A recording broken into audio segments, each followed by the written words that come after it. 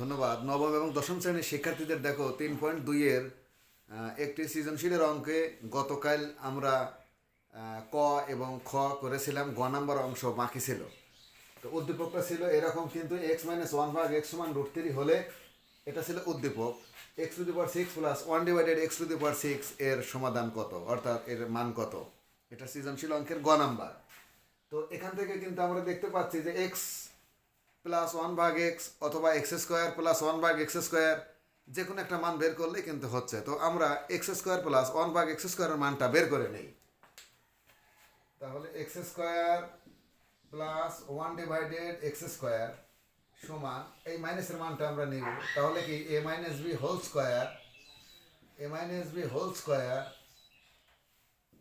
Plus 2ab।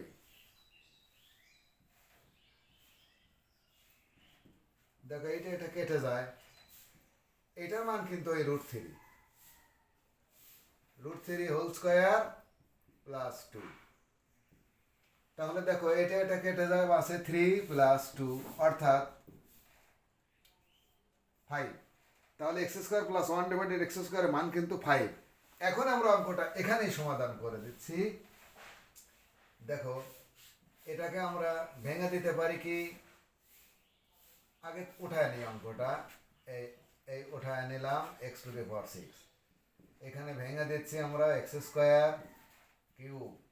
তাহলে 3 × 2 = 6 plus 1/x²³।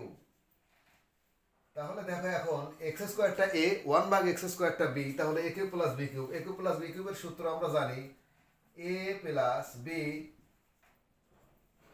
Whole cube minus 3ab